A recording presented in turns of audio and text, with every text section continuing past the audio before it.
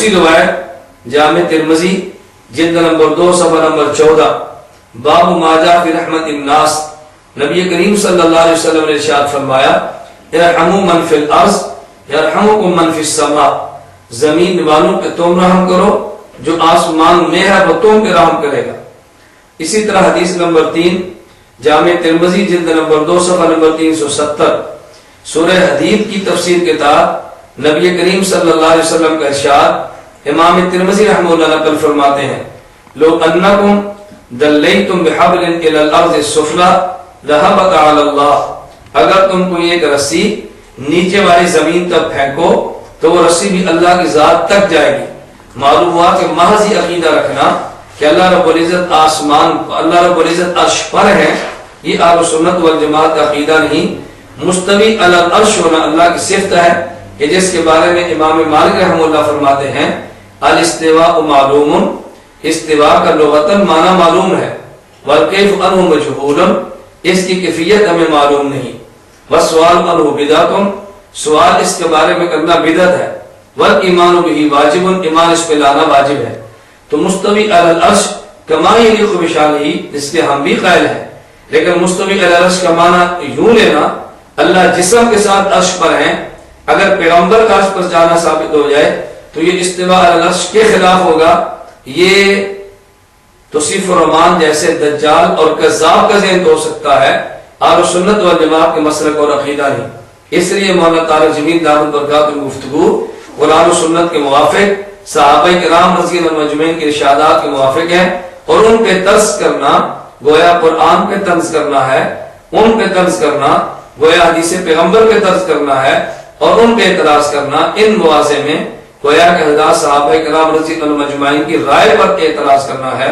اور جو شخص صحابہ کو نہ مانے، صحابہ پر اعتراض کرنا اس کی عادت ہو، نبوت کو بے ادبی کے ساتھ بلانا اس کو ذوق ہو، اگر ایسا شخص مولانا طارق جمیل صاحب جیسے شخص کے بارے میں کوئی نزیبہ جملہ کہہ بھی دے، ہم اس کے کذب، دجل اور عقلی حماقت پر معمول کر کے اس کے لیے دعا کریں گے، اللہ رب العزت ایسے شخص کو عقل بھی عطا کرے، اللہ اس کو ہدایت بھی عطا فرمائے۔ طارق جمیل اور مولوی طاہر القادری دونوں گلے مل کر کہہ رہے ہیں کہ اللہ اس طرح قریب ہوا۔ طاہر القادری باقاعدہ ہاتھ کرتے دیکھو، یہ ایک کمان ہے، ایک کمان یہ اللہ کی، ایک کمان یہ رسول اللہ کی، یہ مثل معانقہ ہو گیا، یعنی دونوں نے گلے مل لی اور معانقہ ہو گیا۔ لا حول ولا قوت الا باللہ۔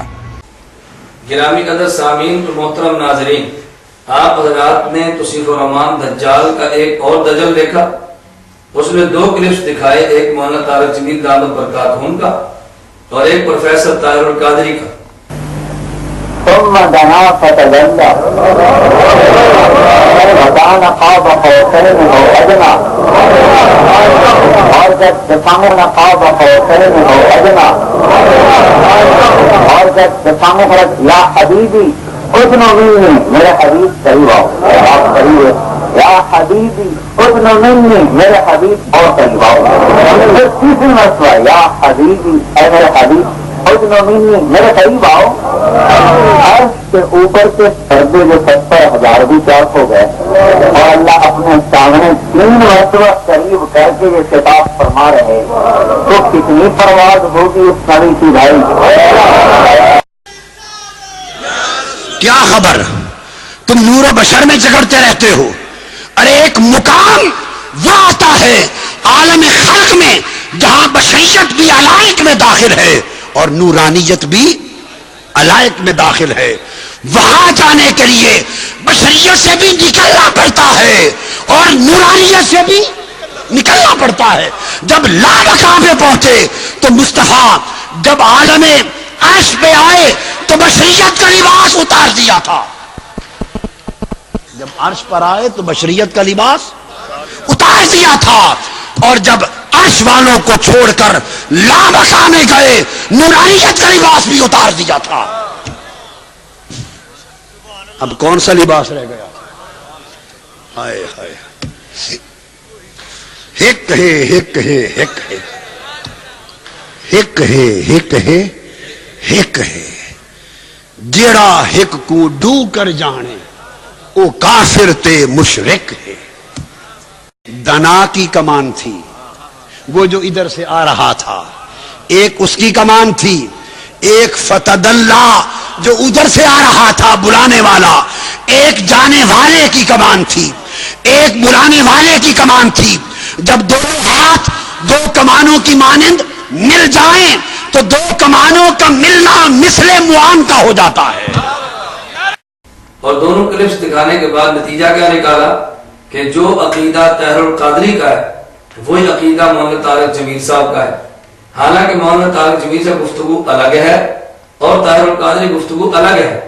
مولانا طارق جمیل صاحب دامت بفرماتا ہے ثم دنا ای اقترب، نبی کریم صلی اللہ علیہ وسلم کو حق جل مجدہ کا قرب ملا ہے اور طاہر القادری کا قرب نہیں ملا، دونوں ایک ہوئے ہیں.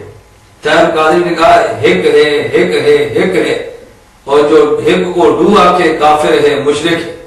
خلاصہ طاہر القادری کا یہ تھا کہ جو دونوں کو الگ الگ سمجھے وہ کافر ہے، بلکہ دونوں ایک ہو جاتے ہیں.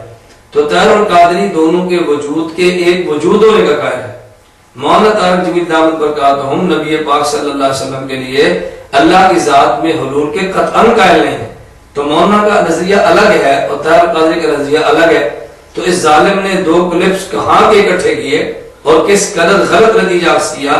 تو میں نے اس لیے شروع میں کہا تھا کہ توصیف الرحمان عالم نہیں بلکہ کذاب ہے، توصیف الرحمان مولوی نہیں بلکہ دجال ہے.